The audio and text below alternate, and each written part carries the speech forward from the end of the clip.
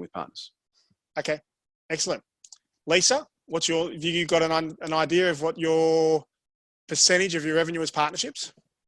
Yeah, I'd probably say around 70. So like I've always been, big on networking. So pretty much all of my leads that I personally look after are referrals from either my own network or from, people that I've worked with in the past. So, for me, I'm very much relationship focused in the way I do work. So I love referring people work. I just love helping people. So if I can't help them, then I'll refer them to someone else. So I'm very big on that. Cool. And Nick, before I jump to you, I just want to say welcome to all the people who've jumped on.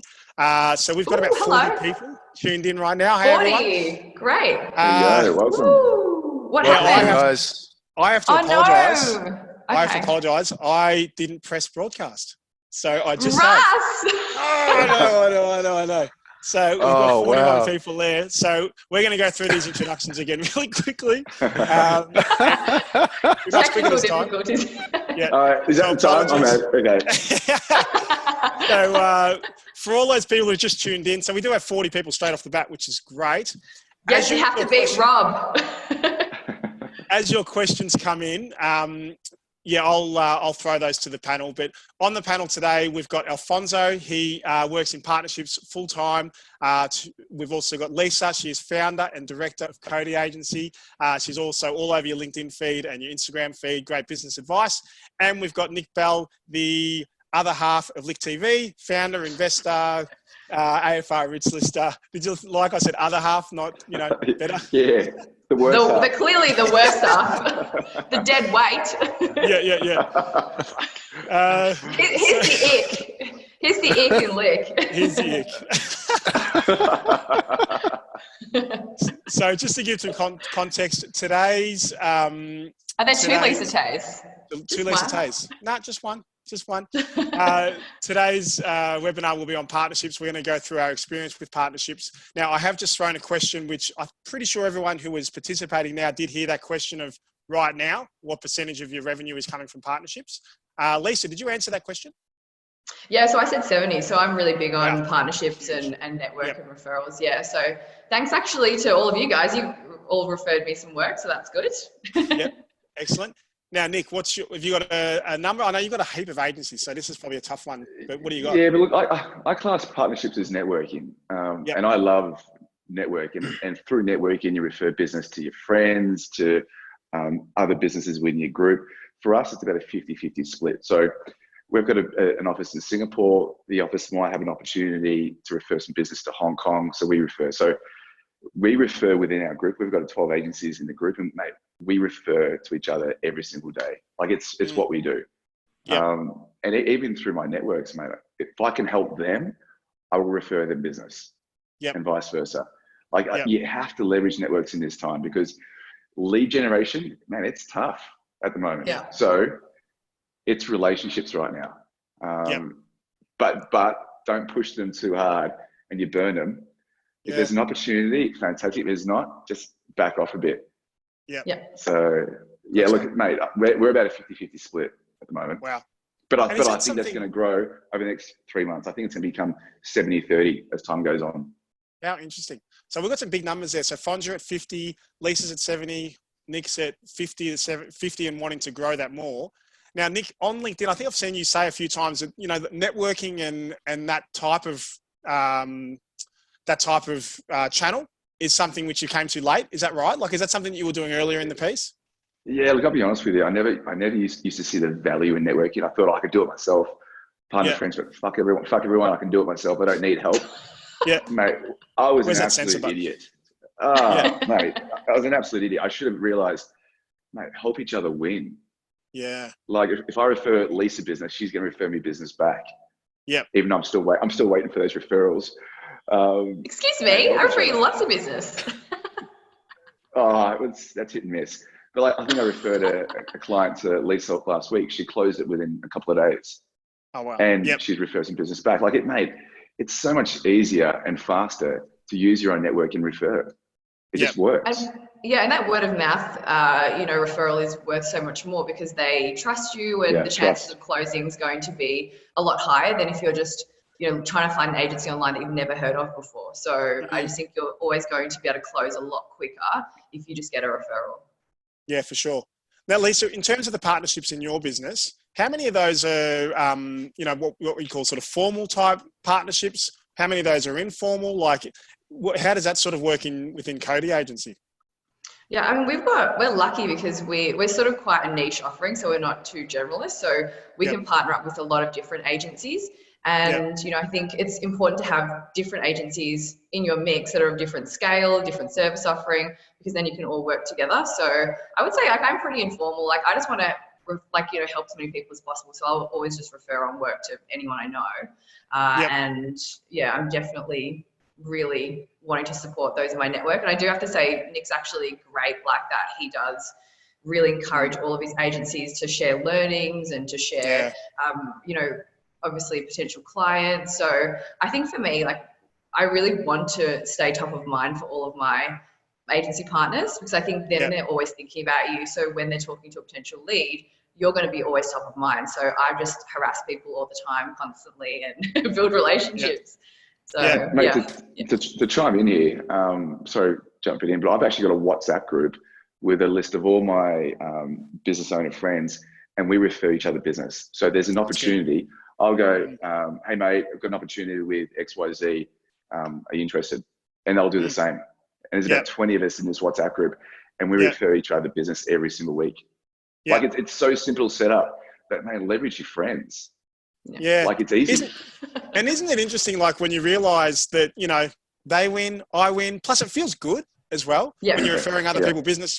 If you refer someone, I call it a really good referral is like an alley-oop. I'm a massive basketball fan. Just pop it up near the rim. All I need to do is just grab it and chuck it in, So if I can, whatever I can do to make that an easy in, if that's really pumping up what they do, because I believe in what they do and I wouldn't refer them otherwise, and just really making a smooth runway so that it's right there next to the rim for them to just bring it home. I think everyone wins. I've built my wedding business, was a huge part of that was referrals. And I only realized I spent heaps on advertising early on, and I had all these other businesses who were like, getting work through referrals. And it took me a while to go, actually, that should be a big channel for me. Like, if not my biggest channel of work coming in. Fonz, you could probably speak a bit more around, formal type partnerships, affiliates and the like. What can you share in terms of, because I'm sure there's people here who are tuning in. I've got a question there, which I'll throw in a moment. How can you share some ideas around how they can structure these partnerships? And that might be the biggest cup of coffee I've ever seen, Lisa. He's about to jump through your screen. Really everyone is watching. Drink, and every time I drink from this bloody cup, everyone always goes, "That's massive." I'm like, "Oh God, I need to get a smaller cup." Don't say anything, Nick. I know what you're going to say. Stop it. Don't say anything. Go for it, this is a professional live stream. Right now, touching on what Nick and Lisa have referred to in terms of leveraging their network and, coming together to, share, opportunity between them, and other agencies within their network. The format in our partnership program, for example, involves us collaborating with others that, provide a different service. Lisa's probably a great example of that. They manage organic social, influencer marketing, and community management. We specialize in more performance marketing, SEO, Google ads, Facebook ads, email marketing automation, etc. And so one thing that makes a good partnership is first, I guess, acknowledging that and coming together to work on a brand and collaborating on it, as opposed to everybody trying to, I guess, take full ownership of that particular client.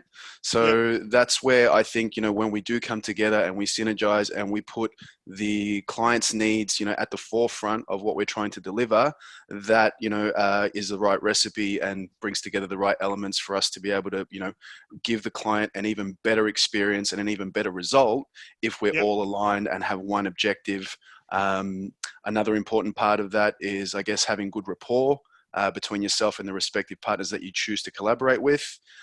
In addition, the other very important part is having a well-structured workflow and aligning on that, where both, there's a consistency of, the way you're presenting, for example, your proposals, the way you're presenting your reporting, and making sure that there's an alignment between channel A and channel B in terms of what's being delivered and how they work with each other.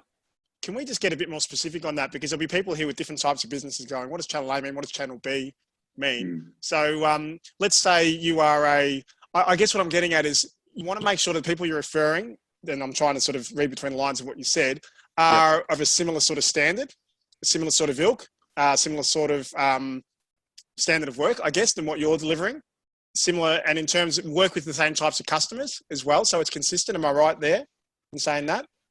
Yeah, I mean that's definitely a part of it. I think where I'm coming from mostly is without naming specific brands or names. When I work with a branding agency who have developed a comms plan and a brand bible and what their intentions are to go to market, when they brief me in with that, I need to obviously be respectful of exactly what they've laid out in terms of a strategy. At that point, there's a lot of ideas that are top line, of which, after, we come into the mix and start to look at data points within Google Analytics and, some of the third-party tools that we use, we can then, either, provide even more backup for what has already been presented, or provide further insights which might help us, I guess, further develop, the plans, in that brand agency has come up with. And then that allows us to, come up with, the best possible solution for that respective client. Cool. Hey, I've got a question here from Jason. Jason, just so you know, I will come to that in a moment. I just want to get Lisa and Nick's thoughts on this.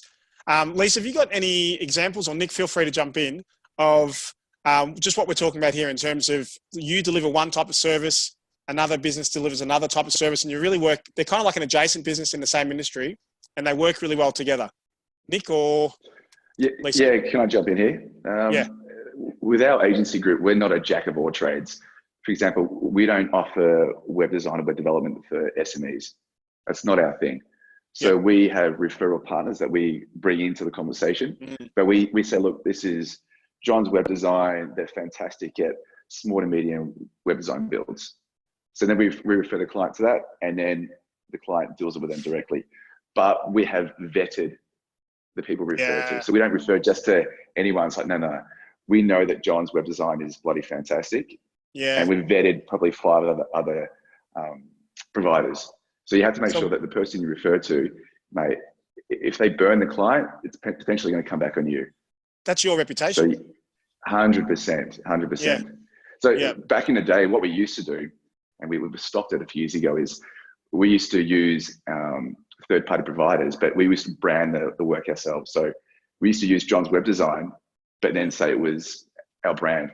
But if they stuffed up, it would impact us, brand. And it decimate all the services. So now we use it. We actually introduce them to the conversation as their own brand. Can I jump in there? Because I actually agree. Like, I think white labeling is not good, because it's generally going to stuff up. Because you're holding yourselves out as the expert, and then you're responsible for then dealing with the client, but you have no knowledge on how to brief properly, what things to ask for, what things to look for. And so we actually just said, as a blanket rule, we don't white label anymore. We have agency partners, and then we refer them on, because then we can just say with confidence, Alfonso, or Russ, you're best to talk to them, or, the Remove-Fi guys, because they know, exactly the service offering. Then they can actually deliver and execute well, because I think as soon as you start to white label, you're going to run into stacks of communication problems, and that's just going to burn so many relationships. So I'd highly recommend against white labeling. And, I think, Nick and I have spoken a little bit about this, but a lot of agencies started off as, generalist agencies. But, I look at Google, for example, like they've done, I don't know how many hundreds of thousands of updates last year. There's no way we could kind of half-ass Google and try and do some paid stuff. Like, you're better off partnering and really specializing in your own work. You did try. Oh yeah, definitely try. Gave everything a go. Half-assed a lot of things, and worked out, okay, we're probably not the best in that. So then let's find people who are. And I really feel like that's when you're going to get the best outcome. And, we're all lucky, because all of our agency groups specialize in, complementary services. And when you're thinking of, say, a, digital marketing strategy, it is really a 360-degree approach. So you've got to think about your organic social platforms. From the impressive side, you're thinking about who's driving traffic, or, you're driving traffic to an actual website or a brand. And then from a, say, reputation management perspective, what's the point in investing all this money into driving traffic and then you've got like 1,000, negative reviews? So it all works, hand in hand to give the best outcome when you're working with a whole group of specialists who know what they're doing. Yep. To give you an idea, I'm meeting with a prospect this afternoon via Zoom, and the prospect wants SEO, performance media, organic, social. So for me, that's 2 agencies I'm going to bring to the conversation. You better call me. if you're nice, I'll call you. All right, guys. Jason has been very patient, so I should go to his question. So Jason's question. Everyone say, hey, Jason. He's been very patient. Hey, Jason. Hi, Jason. How you going, man? Hopefully Jason's still there and hasn't given up. I hope he's still here. So he has asked, on the topic of networking, which we touched on before, now that events are being cancelled. Now, I used to work in events, so that's a particularly sensitive topic for myself and a lot of the people that I know. Now that those events are cancelled and we've got social distancing, what sort of platforms are you using to connect with your networks? Oh my God, LinkedIn. Yep. Okay, cool. When are LinkedIn going to start paying me? It's pretty simple. LinkedIn. Yep. Yeah. It's the best networking platform in the world right now. Yep. Yeah. Give me an alternative. Like, what platform do you have access to? 80% of the business professionals in the world right now, it's LinkedIn. Everyone's there. Yeah. Yeah. And there's organic reach on the platform too. So now's the perfect time to be establishing yourself as a thought leader, raising brand awareness and amplifying your brand's brand. Yeah. So, if you look at other platforms like Instagram and Facebook, they're content saturated platforms. So there's pretty much no organic reach on there, whereas LinkedIn's content deficit. But to be honest with you, I've seen so many people in the past couple of weeks jump on LinkedIn and start posting that I've never seen before. So everyone's getting super active on the platform. So you need to make sure that if you're going to commit to it, do it consistently and give lots of value. Otherwise, it's like you're just going to get lost in the noise. See, that's exactly what I was about to say. There's lots of people who jumped on now, just like when Gary Vee was here last year. They jump on and do 1 video, 2 video, I'm in. They run out of ideas, they run out of steam, and then there's just you, Nick, myself, and a couple of others on there. Yeah. So we'll see if they've got the legs. Yeah, that's Speaking of partnerships and speaking of LinkedIn, we should really have hit up LinkedIn. We talk about them so much for a partnership, some kind of sponsorship for this. Sponsorship. Come on, LinkedIn. Come to the table. We're talking you up. Something other than a drink bottle, please. Fons, did you want to weigh in on this? Sorry. No, look, I was just actually going to agree, and I'm probably one of the best examples. This is the most amount of exposure that you would ever get from me on video or posting on LinkedIn. I generally avoid it like the plague, no pun intended. But obviously now that, we're all, stuck at home and unable to physically, see our networks, which is the format that I'm used to engaging, people with, LinkedIn is starting to become, obviously a platform where I can amplify my thoughts, but also start to, I guess, remind the market of what the current conditions are, and even, sharing insights on, what we can do to come together as an industry, to try and, work our way through what is ultimately going to be a tough time ahead for the next 3 to 6 months. 100%. So just to jump in 1 second, I think with LinkedIn, if you are going to utilize it, you are going to reach out to people, mate, like Lisa said, give them some value. Don't go for the hard sell saying, I can give you this, and this. No. Give them something they need. You've got to do the dance a bit, build a bit of relationship with them. Let's see the dance moves. Yeah, well, how does that dance look, Nick? Yeah. Is this But I'm saying, honestly, build a relationship. Be mates with them, and then I guarantee down the track in 3 months or 6 months down the track, you potentially get business from them. Okay. And can I jump in actually? I get hit up every single day. Nick, do you want a virtual assistant? Nick, do you want this? I'm like, fucking, who are you? You know what I mean? I've never spoken to you, but you're trying to sell me some shit. No. You're using the platform the wrong way. Yeah. Build the fucking relationship. Play the long and game. also like, yeah, exactly. Because I've been like, Nick and I have actually been posting, and actually you as well, Russ, like we've been posting content for months now, and I think people go, oh, I'll post a couple of videos and I'll get all these leads, but it takes time. And, a lot of leads that have come to me, they're like, I've been watching your video for 3 months. And firstly, I'm like, poor you, but thank you for sticking with it for that long. And it's really about building trust. It's 99% men. It's all men, let's be honest. You're not wrong. Yeah, look, what can I do? I'm just being myself.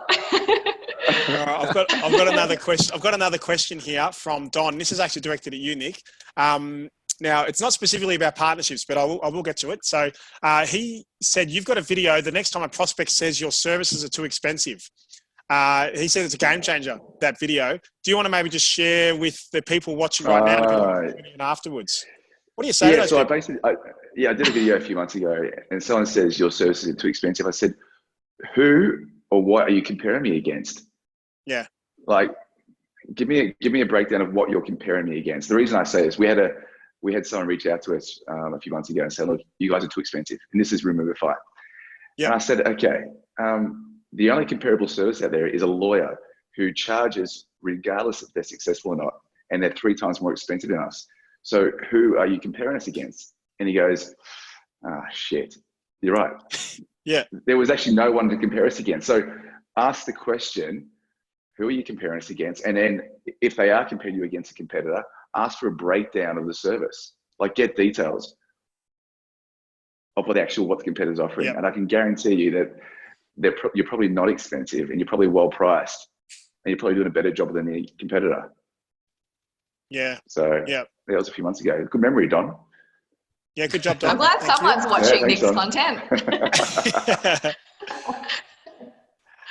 All right, so wanted to get back onto partnerships. I've got a couple of questions for you. Now, we've talked lots about how important they are, and we talked a little bit about vetting those. So I've got two parts of this question. The first part is, with that vetting process, how do you go through that? Like, if you go, okay, cool, I keep getting asked lots about X service, which I don't do. I'd like to have a really quality referral partner in that space. How do you go about finding that? Like, that's an open question for whoever wants to jump on first. Otherwise, I'm going to throw Lisa under the bus. I think it starts with doing your research and getting to know what that respective partner is doing in market. The brands they're working with, the type of campaigns that they've delivered. I think it starts there, and then the next is just engaging for a conversation and learning more about the ins and outs of how they deliver their service, and seeing if there's an alignment there, and obviously if there's a good commercial agreement that can be achieved between you. That's generally the way in which we go about our partnerships, but I'll let Lisa tell you more. I was actually just going to jump in and say, obviously, like an obvious one would be just to ask for past work examples. I think that's, if we've got case studies or examples of work, that would be good. But for me, I really want to understand what they're like as people, because I've got really close relationships with my clients, and my team are incredible, and they work around the clock, and they'll always go above and beyond. And I don't want to refer an agency partner where for them it's just 9 to 5. And they're not willing to really service well. There's no sense of urgency. So for me, I need to understand that they're going to look after my clients. Because like Nick said, I don't want to refer someone and then they do a shit job and then it just looks bad on you. So for me, I really need to understand that, the values of the business and making sure that they're aligned with our company values. They don't have to be the same, but if I'm going to refer someone, I take that really seriously. So if that service level is really important, sorry, Nick, 2 secs. If that service level is really key for you, Lisa, how do you test that with someone that you've just met cold? How do you test that they're actually treating their customers the right way? Because you guys you guys go over and above. You guys are back really responsively, super friendly, all that sort of stuff. So how do you make sure a referral partner is as well? Well, it's always good to, if you can, talk to some of their clients and just understand what's the company's strengths. Are they really quick to get back to you if you've got a question? What's the response time? Any weaknesses that we should be aware of. So I think understanding the relationship with their existing clients is always a really good sign. So for me, that's probably step one. And then you know, a lot of the values of a company comes from the owner. So I just make sure that I really spend time and get to know them, you know, and understand like what they're passionate about, why they started the business, and how they run it, like what Alfonso was saying. Yeah, Cool, I might add to that as well. You know, another Sorry, point is transparency. Yeah. Sorry, guys. Just a thought came to mind, and I thought I'd chime in. Transparency is really important. You know, the usual format in which we would, you know, introduce a partner or start to work with any other agency, whether be it web development, brand, etc. We would usually, you know, and typically bring them into our office, you know, so that they can, you know, see, you know, our operation, you know, the types of people that we've got working in each respective department. I think that's really important for people to prove, you know, what they have in the way of resources to be able to deliver, especially in the digital marketing space. So that's something that, you know, unfortunately right now, you know, because we're all working at home, it's not something that I can showcase. But that's always been a really important part and a piece to the puzzle before we start, you know, getting to the next step in a partnership, which usually goes beyond that. We usually then, you know, we'll run a pilot, you know, and a test where we might get a brief, you know, and then we'll, you know, be able to respond to that brief. And then that usually helps to prove to that respective partner our capabilities, you know, and what we're able to deliver and where performance. Cool. Nick, go for it. How do you vet partners? Alfonso, you just nailed it. Everyone can talk fluff and talk nonsense and sell the dream. You need to test them with a small project. Yep. So you can see their process, you can see their systems, you can see their response times. That's the best way to vet someone, because I can tell you how fucking good I am. Yep. But until you see me actually work, now you're just taking my word for it. I'm with Alfonso. Do a small little test, and like I said, response times, quality of work, their process, and the systems. Yep, that's how we do it. Yeah, cool. And that allows everyone to actually, you know, get a real experience of, you know, the way that business, you know, the workflow of that business, you know, and gain that exposure to it, which I think builds a lot of trust, you know, that you can have, you know, a long-term relationship as opposed to, you know, one small little project that you work on. And if I could just add to this as well. So just from my own experience with my wedding business, because I know there's probably a lot of business owners out there who are probably similar to Lisa, in that a lot of what you do when you're selling yourself is you're selling yourself and your relationship and the way that they trust you. So there'd be lots of, I know my accountant is like, he's one of my best mates. I trust him with everything. That's a very personal relationship. Do you know what I mean? So if I had a business like that and I'm wanting to find referral partners because my book is full, then I know in my wedding business, what I was doing is I'd actually go and meet with the person and I'd go, okay, cool. Would my people like this person? Like, just straight up, is this on their vibe? And quite often it was a no. It was like, okay, I just don't think you're quite a fit for my market. But then if I got along with them, we had a laugh and we had some points in common. Cool. I know my people are going to get along with them.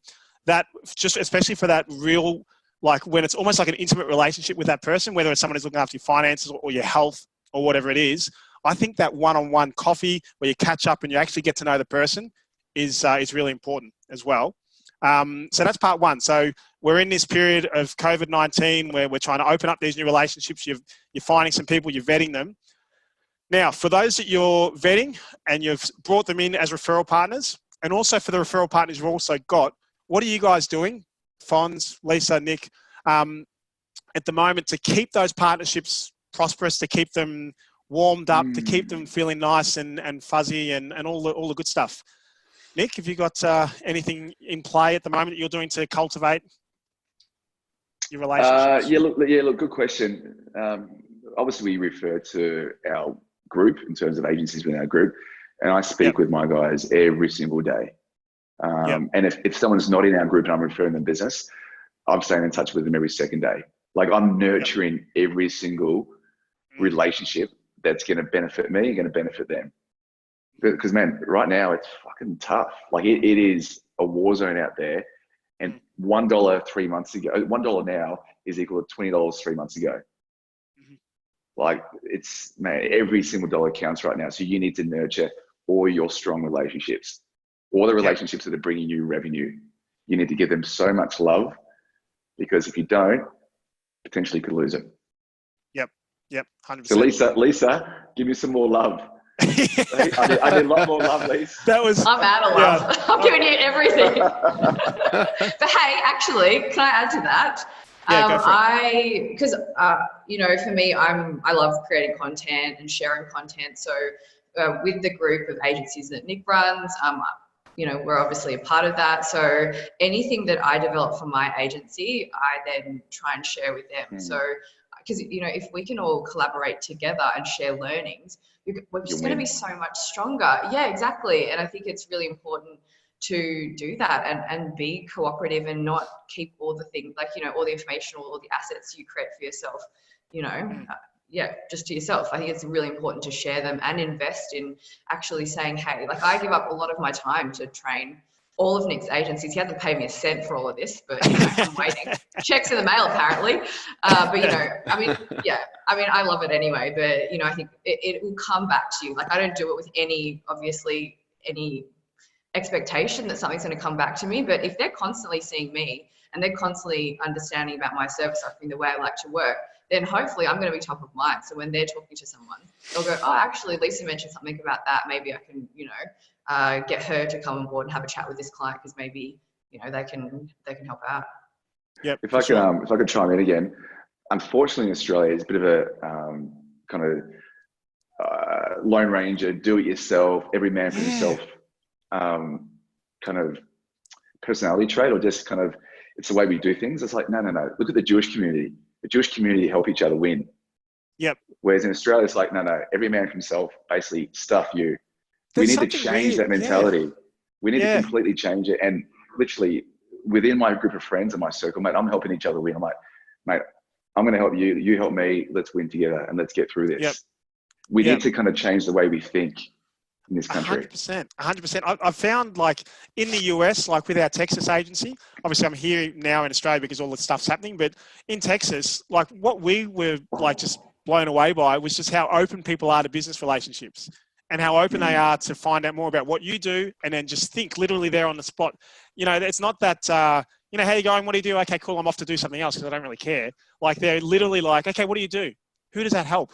Okay, can you give me some examples? Okay, I reckon I might know someone who needs that, or I'd like to connect you. I literally had people, and this shocked me at the time, but I had people like grabbing my phone and introducing me to people on LinkedIn straight away. Hey, so-and-so, you got to meet with this guy.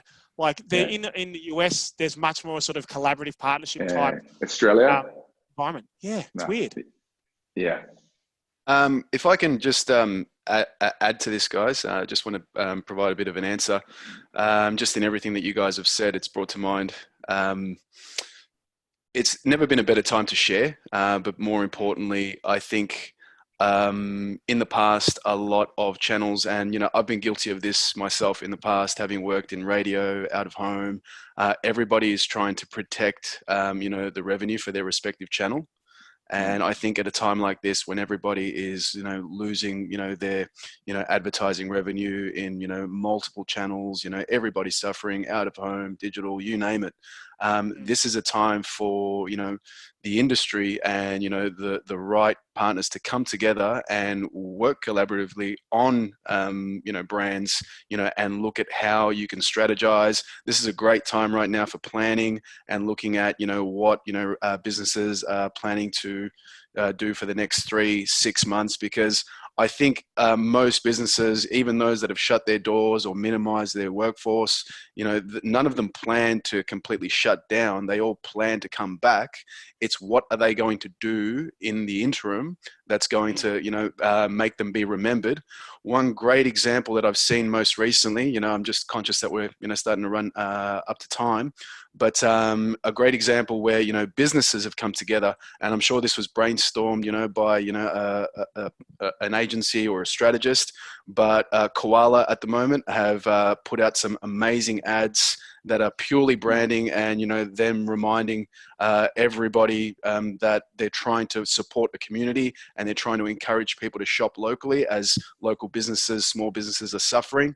And that's the context of their ad. A lot of brands that have survived recessions, depressions, etc. This is the type of thing that they've done to, you know, keep top of mind, but also deliver something back to their communities.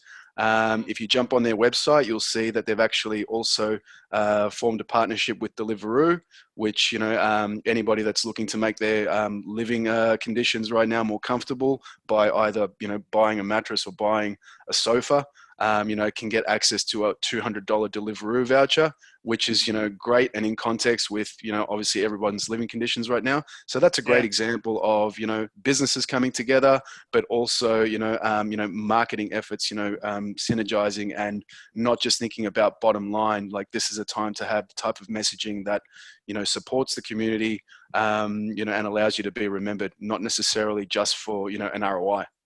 That's also just a great example of partnerships that aren't necessarily within the same industry, just helping one another. You know, like if it's, that was, you know, mattresses and Deliveroo. Sorry, Nick, jump in. No, so this touches on a completely different topic. So if you're going through a tough time at the moment, what can you do to come out of it? Or what can you do to prepare when we're out of this recession?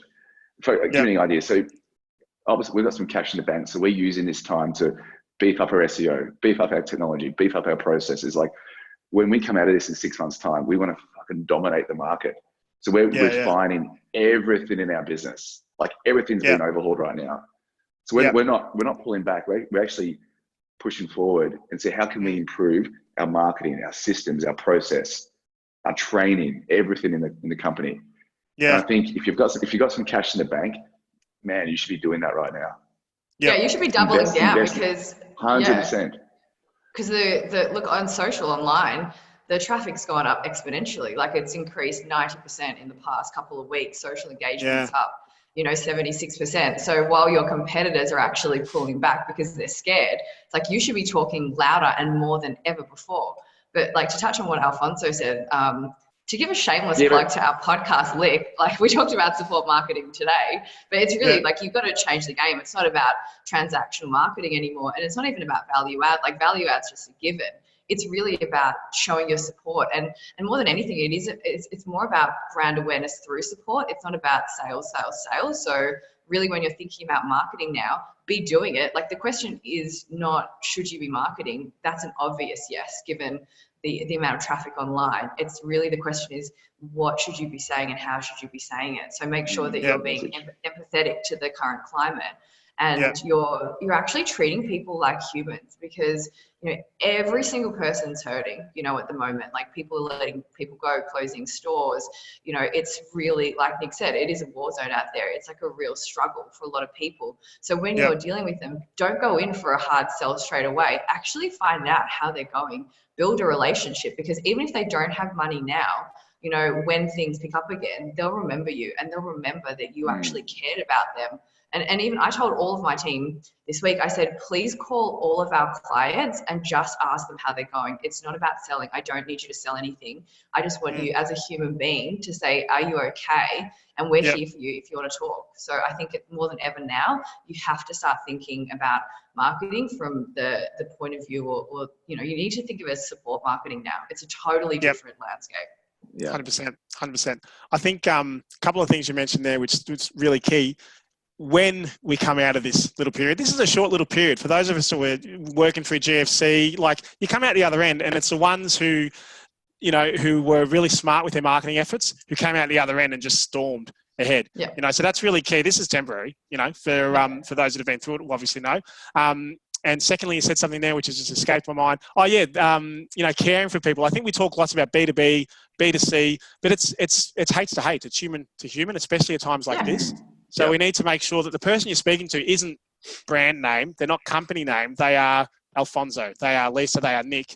And, you know, I think connecting with people on a human basis is all the more important at times like this, because it is a short little period, and partnerships are going to be something which you need to be cultivating. I think this is a really good time for lots of businesses. Lots of those more seasonal businesses are used to having crazy time, downtime. Okay, now I do my planning and my partnership creation and cultivation, all that sort of stuff. Crazy time. For businesses that are used to always being busy, they're not sure what to do right now. But like Nick was saying, like, you should be investing your time, you're investing your money into, okay, where am I in 3 months, 6 months, 12 months from now? I think now's a really good time to sort of evaluate that. It's the old, you know, off peak, work on your marketing, get it all right, so that when peak comes again, you are flying. Yeah, 100%. Yeah. Cool. Yeah, Nick touched on this earlier, but before we, I guess, turn to wrap up, SEO is extremely important right now. There's a lot of businesses that have decided to put a complete stop to their advertising investments. However, if there's one thing that you can do right now to get an edge on your competition when this is all over, SEO is where businesses need to be thinking about investing their marketing. Yeah. Yeah. If you think so many other businesses are not doing that. Yeah. Sorry, Nick. I'm going to say in the past 2 weeks, we've added 100 pages to our company websites for SEO purposes. Yep. Like we're beefing the SEO up. So in 3 months' time, you've got all these pages ranking. You're dominating the organic traffic. Like it's going to be game time. That's why stopping your SEO is madness right now. Yeah, absolutely. There's a lot of businesses that are, just putting a complete stop to their advertising investment, and, stopping SEO right now can potentially undo everything that you've invested in up until now, which I caution anybody in business right now to do, as Nick has referred to. So I think if anything, right now, like at any time during a recession, depression, or, a pandemic where, advertising drops, this is where, if you don't have SEO active, you may get hurdled by your competitors. Hey guys, we've got one more question and then probably going to have to wrap up. So this question is from Cristiano. So I work in the event industry. We've lost 100% of our work for at least the next 3 to 4 months.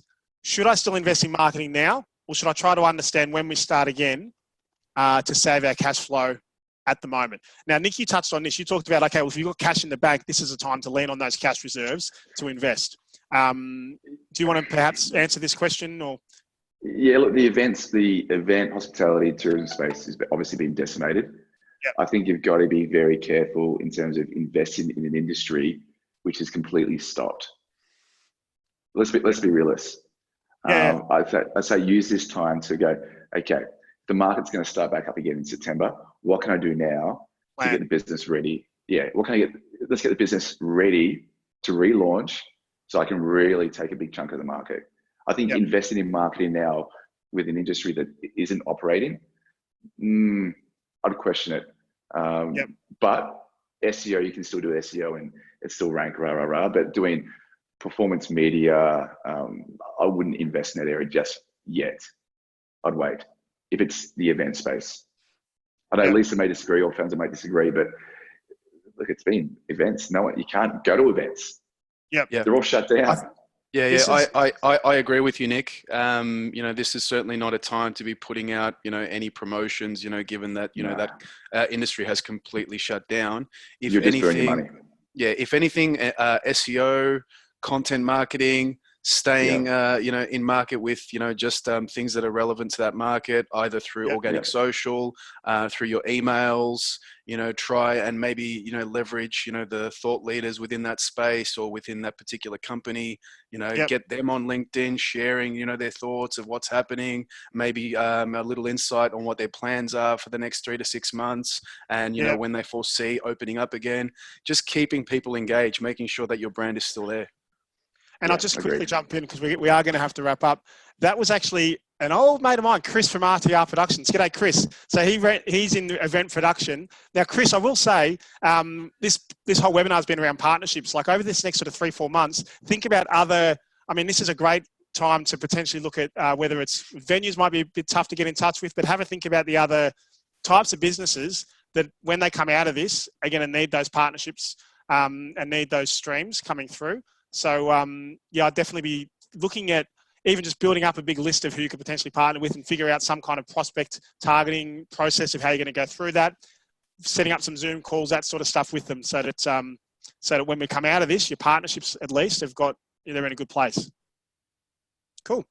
All right, guys. Any final thoughts before I sign off? Because we've got a bit over time. Obviously, we did start a little bit late, but any final thoughts before we sign off? I saw a question come through. Should we answer it? Oh, is there one more? Let's see. I think so. There is. Okay, cool. What platform? Okay, one last question, guys. If any other questions come through after this one, we're going to have to just answer it offline. But Martha, what platform can you use to host an awards event online and still provide value for partners too? I've got to admit, I don't know the answer to this question off the bat, so I'm probably going to have to come back unless someone else has got something. Well, would it be just something like this? Yeah, just like Zoom? Yeah. I would say Zoom. Because you can record it, people can watch it later on. You can obviously have a bit of interaction as well. And Zoom's the best Zoom's the best for doing it like this. So you'd have your presenters, everyone else in the background like that. It's kind of the most visually pleasing. Martha, I hope that answers your question. We're thinking Zoom. I think Zoom's probably the best option out there. And then the after party can be on House Party. I just joined the House Party. I'm going to get on that. You just joined House Party? Oh, God. No, I'm not on it. House Party. I've actually got a house party tonight with some friends. Oh, Lord. Nice. Such a cool guy, aren't you? So lame. All right, guys, we're gonna wrap up there. Thanks so much, Fonz. Thank you, Lisa. Thanks, Nick. For everyone who's been watching and participating, thanks so much. Make sure you jump on, follow us on LinkedIn, search for us, and if you've got any other questions, hit us up direct. But partnerships huge for your business. We'll also be emailing this out to people who weren't here live. And that last question I will take offline because we are going to wrap up now. Okay, thanks everyone. Oh, answer the question. What's the question? Answer it. No, it wasn't a question. It was just Ashley O'Brien. Good on you, Ash. Saying, thanks guys, great presentation. That's it. Good job. Thanks, Ash. Appreciate it, mate. Wonderful. Thanks. Cheers. Thanks, guys. All right, guys. Thank you. Thanks, everyone. Bye. Bye. See you guys. Bye.